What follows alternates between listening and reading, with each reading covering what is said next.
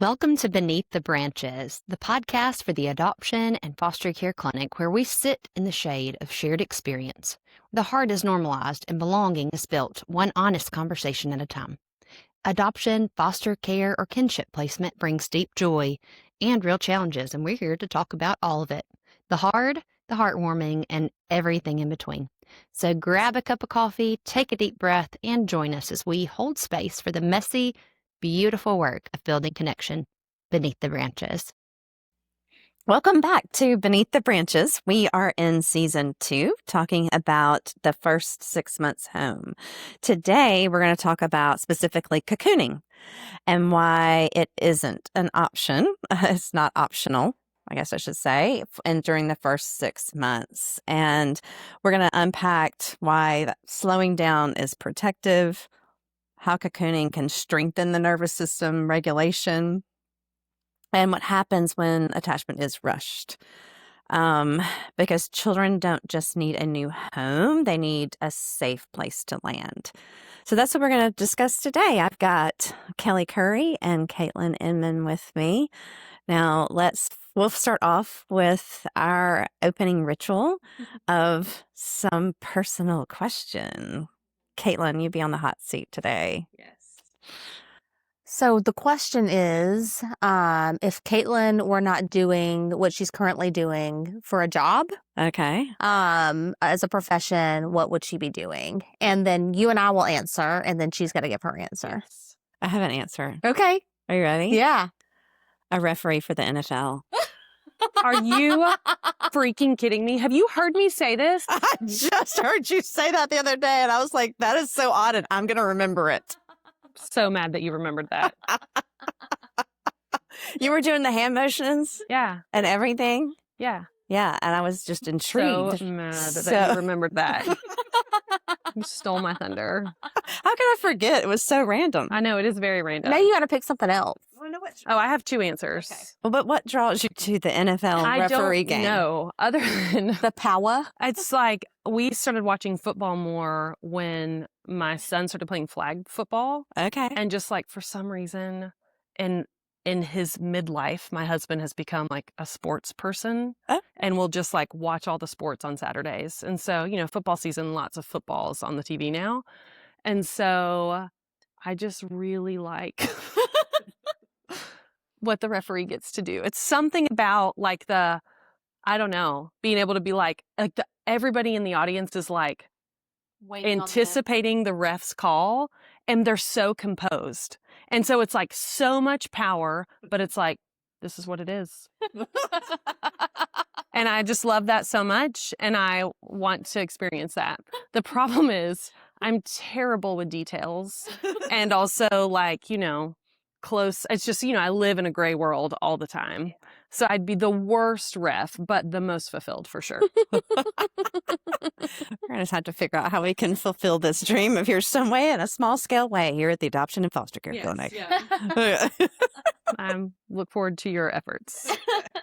So what's the other one? Well, Kelly's got a guess. Oh, yeah, that's she Kelly's may got a get guess. the other one because I've said it before. She's heard me answer this question. Well, really don't remember, but I could see you as the singer of like a broody, not mainstream band. Very close. I would not sing because I know my talents. Although what I would pick is not reflective of my talents. Don't say it. Do you know what it is? I would say you would like pop over to the drums and be like, That's what it is.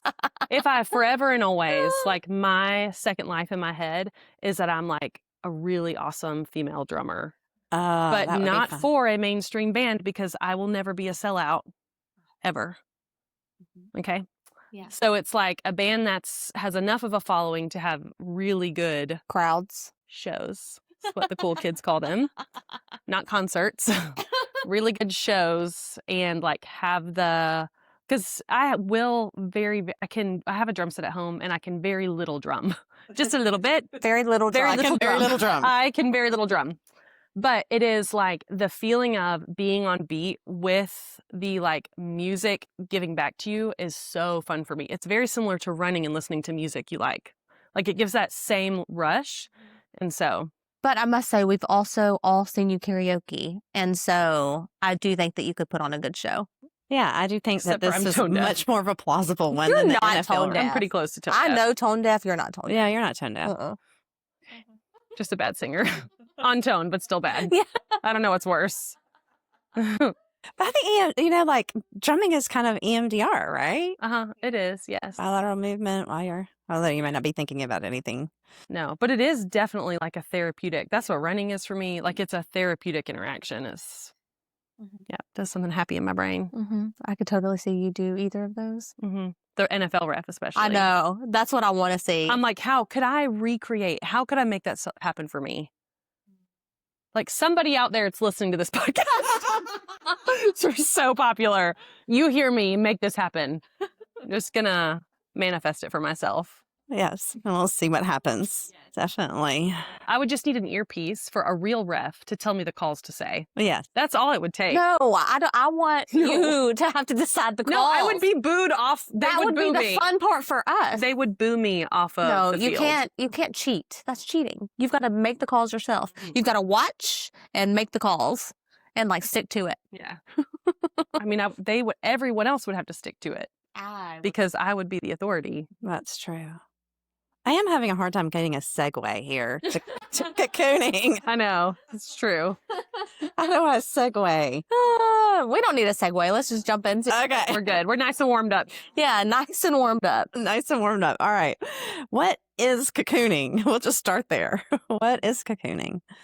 Cocooning is making your world really small, reducing interactions with people outside of your immediate family who live in your home, like your small little in-home family, and reducing all direct caregiver to parents. Mm-hmm. Caregiving.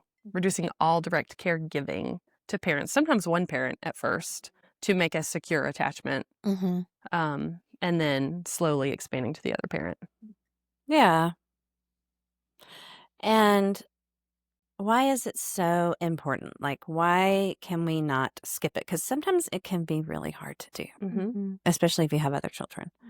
So what are the big, 2 or 3 reasons why it's so important that you have this time? Mm-hmm. Well, I think you have to think of everything that child just went through. You know, they're at this point, they basically experienced illegal kidnapping, hopefully illegal kidnapping. And so they're in your home, their nervous systems are on fire. And so nothing is right, nothing is safe. These are all new people, sometimes all new smells, all new sounds, all new everything.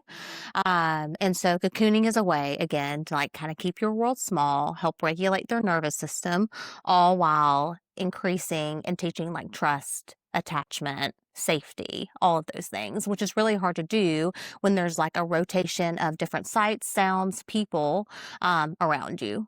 Mm-hmm. So it's really for the purpose of safety, regulation and attachment. Mm-hmm.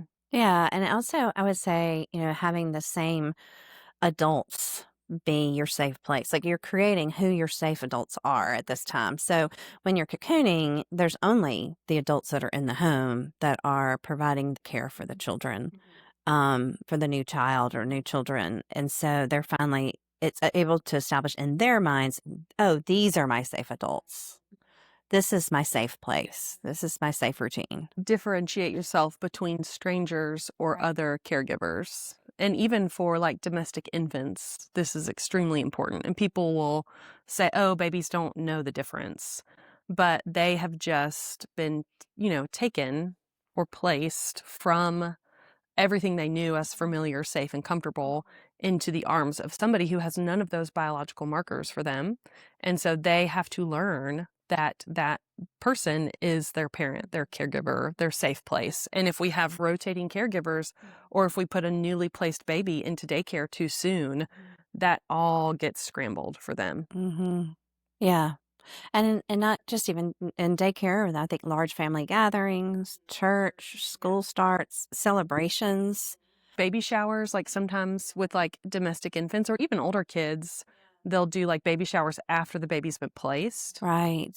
And that's just bringing constant new faces, increasing the child's cortisol, triggering fight or flight behaviors, just an opportunity for for poor attachment or a lack of opportunity for solid attachment to form or to be delayed. Well, and I also think it's important to note too that even siblings, like you may have older siblings that are in the home, they also don't need to be providing primary caregiving responsibilities. They don't need to be holding, nurturing new sibling who came into the home, who has just come into the home, whether that be a baby or whether that be an older kiddo. Like their role needs to be like play versus any type of like primary caregiving. Mm-hmm. Yeah, so that they can identify who mom and dad are 1st. Right. Yeah. It's important to do this too, like even in foster care situations, even with the older siblings. I know a lot of times in foster families, older biological children in the home help a lot or can help a lot. But those kids, even if that placement is not permanent, and oftentimes when it happens, it is not going to be permanent, those kids still need to understand what it feels like to have a primary, direct, safe caregiver identified in their home. And I think it's not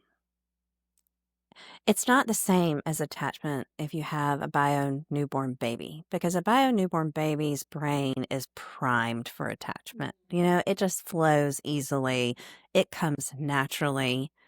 Whereas a child who's been through trauma, they don't have that natural flow of attachment. So we have to create that safe space for them because they're already going to be triggered from all of the newness, like you said. They may avoid eye contact, they may reject comfort, all of those things that a newborn baby who's establishing attachment doesn't do, and especially like even being seen as independent beyond their age, those things impede attachment. So you really have to focus on those things and overcoming those things where you wouldn't have to do with a newborn baby. And sometimes they can sleep a lot. Like that can be a response to loss, grief, that separation from biological parent.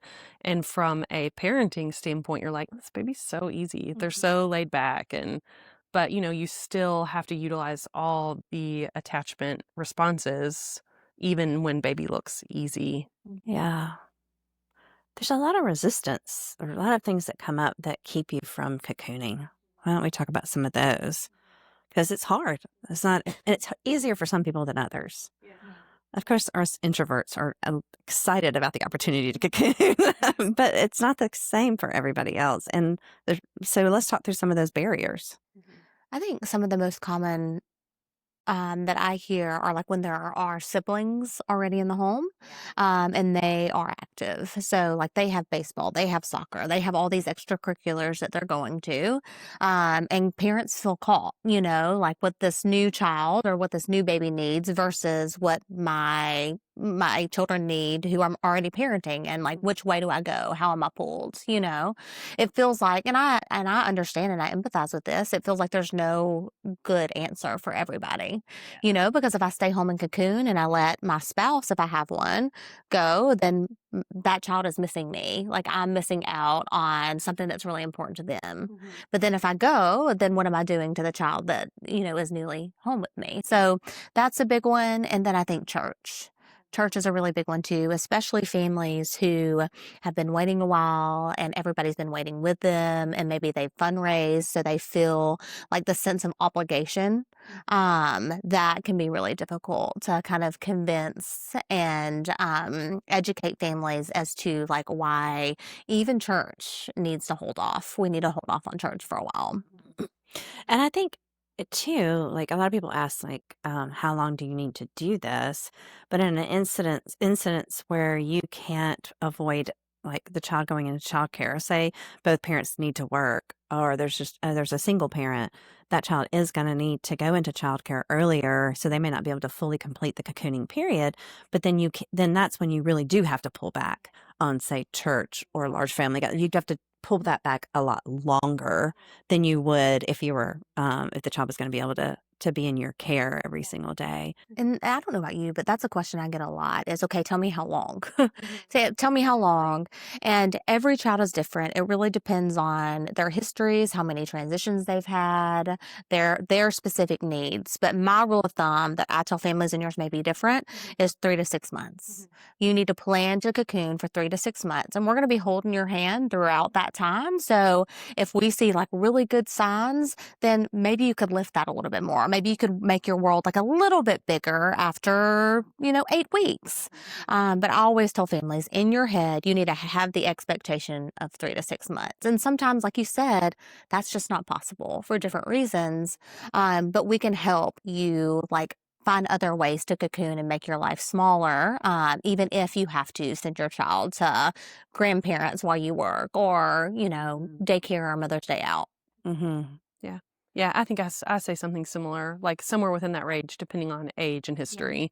Our older kids that have had more transitions, more extensive trauma, they need more time, in my opinion, usually. And it still may look a little different, like where you kind of allow, because older kids also do have socialization desires, but it's like learning to prioritize that in the right place with the right people.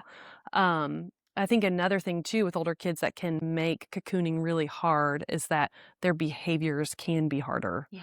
And so it's like this, attachment is a two-way street. And so you're giving up everything that you had before, all your comforts, your relationships, your social outings for this kid who's pushing every single button you have. And it just feels awful. Yeah. It feels awful. Mm-hmm. It does. And I think that's why we counsel people that, in general, to do 3 to 6 months. But there are nuances. There's so many nuances to that, depending on to like how parents are doing, mental health of parents, needs that they have around them too. There's always ways to rearrange your schedule to capitalize on cocooning, and it may not look just like the stay-at-home mom who has no other children. Yeah. And it's hard to find that flexibility when you feel like your life's being ripped out of your hands. It just everything feels like it's dying. It feels awful. And so that is one place I think we can really help is like, let's talk through it. Let's lay it all out. Let's how do we meet your needs and also prioritize cocooning, and having somebody to do that process with, I think is really helpful. Yeah. Yeah. It's funny how this is just a personal random thing. Is it in both my 2 adoptions of 3 children, I wasn't able to do what I thought I was going to do with cocooning. I mean, it was just like, oh, wait, this is the opposite of what I said. So, I mean, it's just kind of funny, like my grandmother died while we were in China. And so we came home to a huge funeral, right? You're bringing these little twins. I mean, so there are things that happen. You just have to make adjustments somewhere else. So, yeah, the things you think. So there's no judgment for when it doesn't work out perfectly. It's just you don't get the opportunity to do it again. You really don't. Those first 6 months are so foundational for attachment. If you aren't able to cocoon strictly, you got to make accommodations somewhere so that you can still get the benefit of increasing attachment those first 6 months. There's resistance from other people. Let's talk about that. Like there is resistance from other people. From family members, from church members, from friends that are excited. They just want to meet the baby, all right, or the child. I think, I see that a lot. They just want to meet the child or the baby, and they just want to help. And I think it comes from a really good place. Again, a lot of these people have been walking your entire fostering or adoption journey with you. And so it really does come from a place of like, I want to help, like I want to carry some of the burden. I want to carry some of the hard with you. And they can help. And so there's like something, I mean, again, it may not be the type of help that they want, but if someone really wants to help, I always tell families, here are some things that you can tell them they can do, like have one person, not 15 people, not your whole small group, come over, but have a person come over and bring a meal with no expectation to have direct contact with a child. Have someone come over and do some dishes, do a load of laundry, some of those like really practical things that need to be done to continue like running a house, so that you have the time where you don't have to worry about that and you can sit and be and create safety for your new child.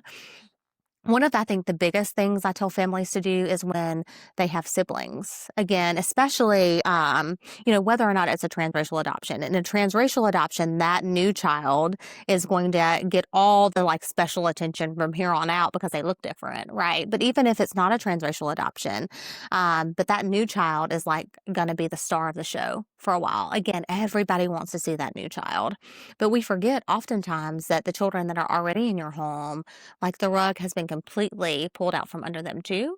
And then on top of that, now you're having to split your attention in more ways than you did before, because, we're asking you to do a lot of this hands-on, very intentional, very direct care for them. And so sometimes your other kiddos kind of get pushed to the side for a season. And so I always tell families, like, enlist your family and friends to give those children really extra special attention. Like when they come over, almost ignore the new kiddo besides like, hi, and then like pour in to the other kids in your home, because that needs to be balanced out somewhere. And that's a really good, really intentional and really pivotal place that other family members and friends can really pour in to help your family.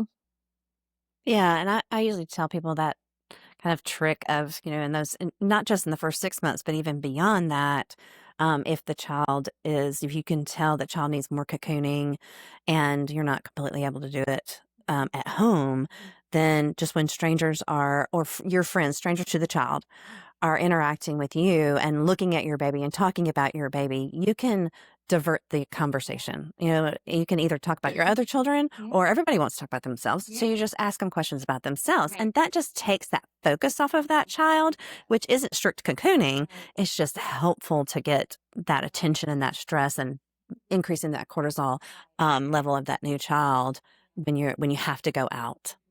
Mm-hmm. Mm. And I remember Leanne used to say this, to families, because again, because you have brought a new child into your home, like duties do not stop. Like you still need groceries. You still have to go to the pharmacy. You still have to do things. Again, that's something that we can do to help, like, again, you begin to like recognize signs of overwhelm for your child, you to be able to know like what's too much and what's not. But she used to say, like, cocooning doesn't mean that you can't run through the drive-through. It just means that you have to be really intentional, watch your child's interactions with the world around them. Are they overwhelmed? Are they anxious? Are they shutting down? And then be willing to, like, again, abort all mission and go home if you start seeing that child with a lot of overwhelm.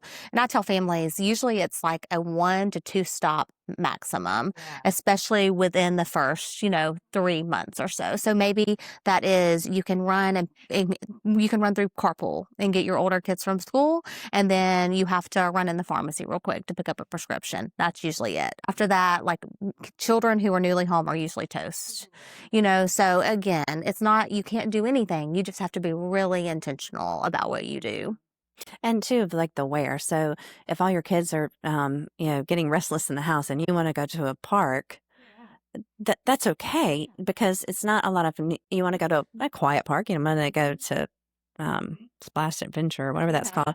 But a quiet park where your family can be together and be outside, that's not inviting new faces. That's not inviting new conversations around surrounding the child. But it could be a ritual that you could do in that first 6 months so that nobody's going stir crazy. Swimming is another really good, like if you need to get out, get some energy and still have a kiddo working on attachment, is oftentimes our kids don't know how to swim. And that's such a dependent, you're so vulnerable when you're swimming. Oh, that's a good idea. What happens when we don't cocoon well?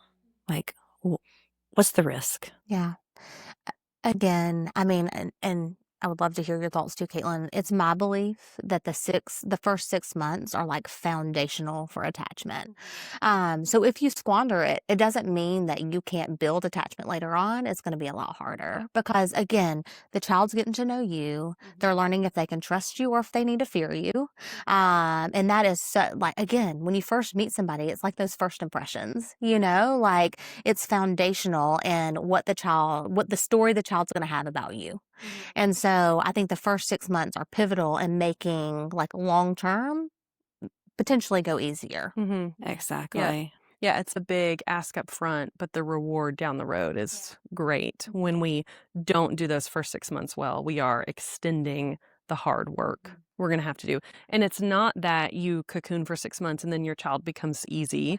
It's just that ideally, difficult behaviors start to happen less frequently and with less intensity.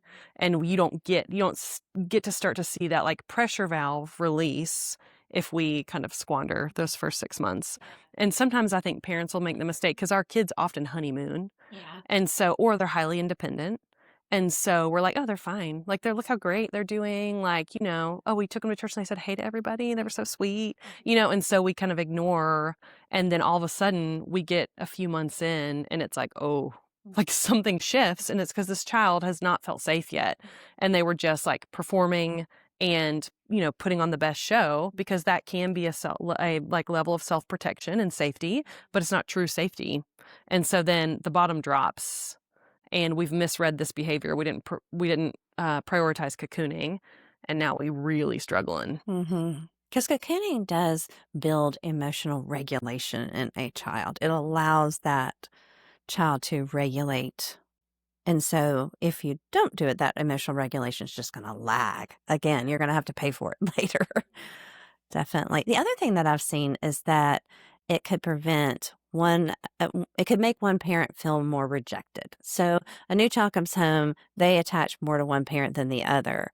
Well, then if you start increasing that circle, then there's going to take them so long to attach to that second parent. And so definitely that's one sign that they're not ready to make their world larger if they're rejecting a parent. Even if they're seem very well bonded to one parent, you really don't want that rejection to keep going on, and it will just keep extending if we introduce more adult faces into the picture. They can also develop kind of what you were just talking about of indiscriminate friendliness. Like, let's just define what is indiscriminate friendliness. How does that come about because of lack of cocooning? Yeah, I mean, in like really simple terms, it's and when you see a friendly interaction between your child and a stranger that you're like, that was a little too friendly. It's like kids have no sense of stranger danger because any adult could potentially be their next caregiver. And so there's kind of that element, and there's also like this need for acceptance and having like love and affirmation, kind of like getting that from as many places as possible. So like I may try to go home with somebody in Target, or I may meet somebody for the first time and sit in their lap. Or with a kid who has appropriate attachment, knows like those things happen with the people I feel close and safe with. Yeah. And I get a lot of families say, oh, but they are really friendly, but I think that they're just social. Yeah, that's just their personality. I was just about to say the same thing. I hear that all the time. And they may be. Indiscriminates usually looks a little different than being just social. Right. But they may be really social. But I always tell families, even if they are just being social, by you cocooning, you're not hurting anything. Right. If you just assume that they're being social and you don't cocoon, you could derail attachment. So still do the thing. There will be time for socialization. Right. You don't take your newborn baby and like take them to a party, and you shouldn't. Yeah, pass them around. Right. Yeah. And even though they're bigger and they have words and, they still need that same time of safety and connection first. Yeah, because these slow beginnings are creating stable futures, right? Yes. And it's changing the way their brain is wired. Like, it is having actual impact on the wiring of their brain. And that's another thing that's so important, is that our brains, are only malleable for, so long. That developmental window starts to get smaller and smaller, where we lose the ability to really have that neural pathway impact in their brain, and we don't want to waste that. There's also like when you're going out instead of cocooning, there's so much distraction, right? So there's so much distraction so that if there's emotional dysregulation in the child, that repair is delayed. If you're at home and there's emotional dysregulation, you can repair that and the relationship can be repaired quickly and right away. Yes. But if you're out and about at at a baby shower, that's got to be delayed. And so the child learns repair is delayed. So again, that's the kind of part of that. You're laying that foundation of how quickly we handle repairs and how quickly we come back into equilibrium relationally. Right. I always think too, it's for the parents as well. I think so too. Yeah. Because, if you're out at the grocery store and your child gets very dysregulated and they are pitching a fit, throwing a tantrum, there's a lot of times where you just have to leave. Maybe that's leaving a full buggy of stuff, at the grocery store. And maybe that's all eyes are going to be on you, other people are going to be gawking at you. That's a really hard place to be for a lot of parents, And so just to prevent all of that from happening, again, let's keep your world small. Let's be in places where you can respond immediately without shame, without judgment from others. Yeah. And, I think it can be, some parents, it's emotionally hard to cocoon because you feel lonely. Especially if you're an extroverted mom, you just feel lonely cocooning. You're used to going and going.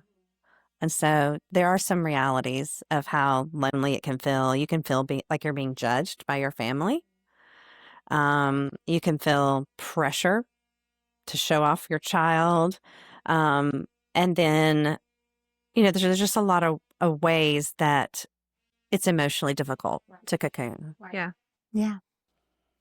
What about in foster care situations? Because in foster care situations, some cocooning is not completely possible because you have to do often birth parent visits or birth family visits. And so during those times, there's other caregivers caring for your newly placed child. I think the other thing too is they have to be in school, Yeah. kids of certain ages, they have to be in school. And so it really is in foster care situations impossible to cocoon in some ways, but there are other ways you can absolutely cocoon. Kind of like what we were talking about earlier. There's going to be things that you have to do, but that just means you make your world smaller in the areas that you do have control over. Yeah. Yeah.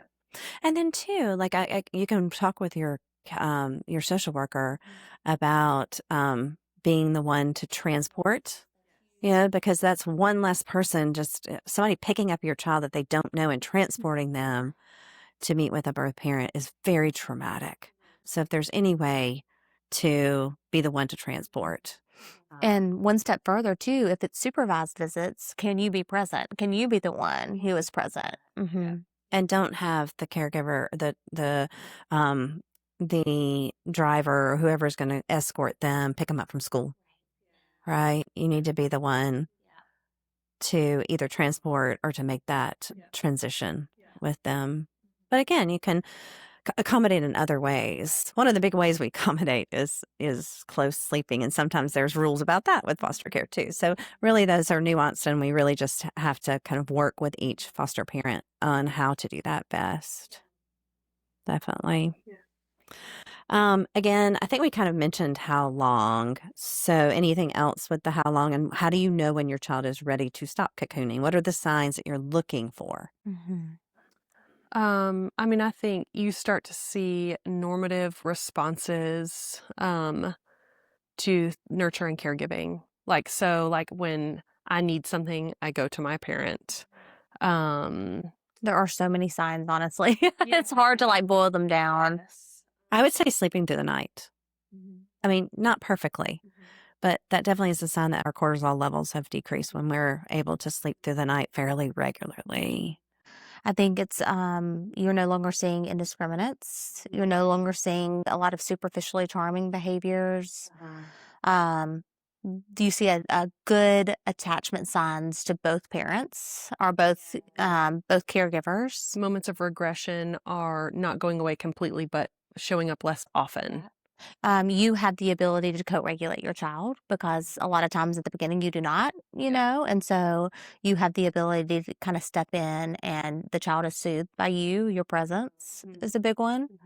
Um, Separation anxiety is much lower, has decreased a lot. I think that's a big one. Yeah.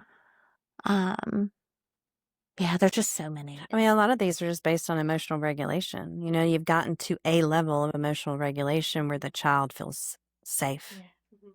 And again, cocooning is not about restriction, it's about protection, protecting their emotional health, protecting your emotional health as well. So, well, thanks, guys. And thank you guys for tuning in to Beneath the Branches. We'll see you next week. Thank you for joining the Adoption and Foster Care Clinic for another episode of Beneath the Branches, a podcast for adoptive, foster, and kinship care families. We are deeply grateful to our sponsor, Show Hope, for their generous support in their continued work to break down barriers to adoption and support families every step of the way. Until next time, may you feel covered, connected, and never alone beneath the branches.